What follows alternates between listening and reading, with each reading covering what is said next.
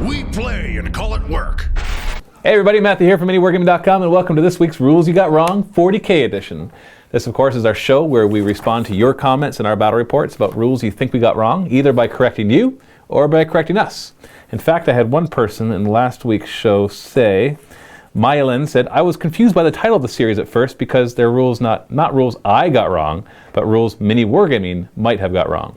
Actually, it's very purposely written the way it is because rules you got wrong, or if you guys read it out loud, then it's rules you got wrong, in which case, both of it is right. Sometimes you get the rules wrong, and sometimes we get the rules wrong, and so we discuss it together.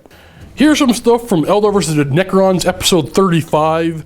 Brian7 says, Warp Spiders can't warp jump if they flicker jumped the turn before. And Aspect Warriors reroll morale tests. Okay, so Scratching my knee. Aspect Warriors in the EU, is it the Aspect Host are able to yes, they must be reroll using morale? the Aspect Host, right? Yep. Aspect Warriors and the Aspect Host. Can reroll morale, correct. And what was the other one? The Flicker Jump? Yep. So you can't warp So jump. if you target out Warp Spiders and you make them flicker jump, the next turn they can't use their warp jump. But they can still flicker. Yep. The next one hurts. His Messed name. up. Yellow Snow Cone.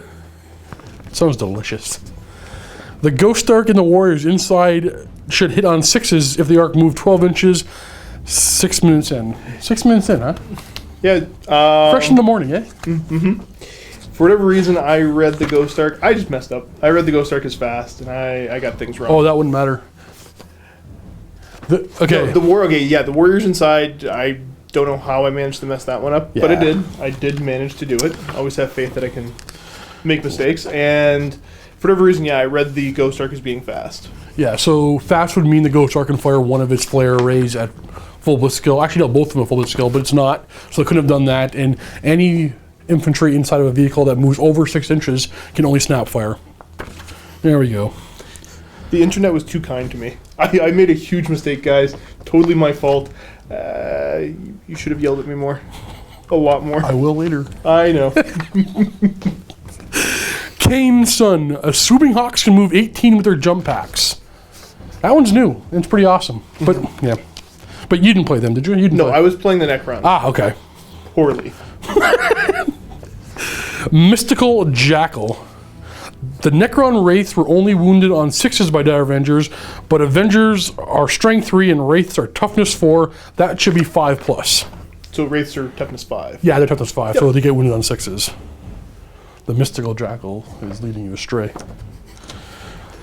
Like a chapter of my autobiography. Master Crafty, I bet he's Canadian.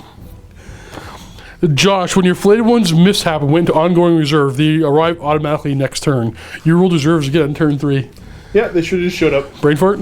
Mm-hmm. It happens. Mm-hmm. Alec Denholm. At 15:30, a Ghost Arc moves over terrain and fails dangerous terrain tests, but then the model is moved back to its starting position. Check the rules. That's wrong. I can't see where it says wait, hold on. I can't see where it specifically says when you should take the test, but it seems odd that you would take it before moving. Want me to take that one? Yeah, go for it. Okay, so difficult terrain for vehicles, skimmer, and non-vehicle is different. So a vehicle, as soon as it hits the terrain, you got to stop and roll the test. Skimmer's different. You have to take a test if you start or end your move in difficult terrain. So the skimmer would take it right away, or if it moved into the difficult terrain. So a skimmer can freely get in the middle of difficult terrain and take one test and get stuck in the middle, whereas other vehicles have to stop as soon as they hit it, and that's when they take their test. Yeah, and this one started right in the middle of difficult and would have been take going your into test. more difficult. Yep. Okay.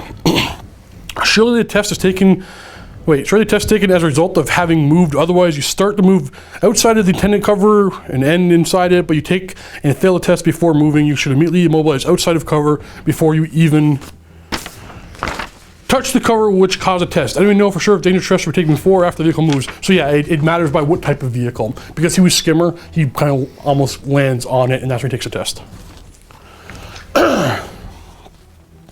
Vendra Buck. Warp Spiders don't get the 2d6 plus 6 move if they do the warp jump and dodge in the opponent's shooting phase. So we rephrase his wording. Warp Spiders can't do a warp jump if they flicker jump in the previous opponent's shooting phase. Yeah. So yeah, we had to cover that one, but yeah. Zane OG. 38 minutes, 10 seconds. A Fire Dragon Exarch can choose to reroll the hit, wound, or armor penetration once per turn if it didn't need to. So it didn't need to use its BS6 rerolling, just as normal reroll. Yeah, it's called a crack shot. Yep. Other than that, there was one other one I'll talk about. People brought it up, but the question wasn't framed, I don't think, the right way. The other mistake I made in that game, which I will definitely admit here again, is the destroyers I was using. For the first turn or two, I read them as jet bike instead of jump pack or jet pack. That seems like a bad one. That was a pretty bad one. Luckily enough, they really only did one thing. I set them up so they were hiding behind a building in my deployment. Mm-hmm. And turn one, if I could Steve the initiative, I'd be able to move 12 and shoot. Oh no.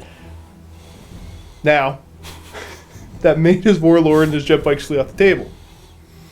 We went back, we checked it out. We talked about it in the video too. I think it's at the end of the video. The deployment would have been different. I specifically measured it. My opponent, other Josh. Dude, just say you're sorry. Yeah, I'm totally sorry. I again apologize. I'm just bringing this up because I did correct it in the video and talk about it a little bit, but I don't know if everybody caught that. So, yep, we can cut you some slack because you were playing Necrons, and Necrons, they could use every edge they can get. That's what I've heard. So there you have it. That's this week's Rules You Got Wrong 40K edition. Of course, leave your comments below if you disagree with any of the rulings that we had about the rules that you think that we got wrong, and we'll discuss it next week.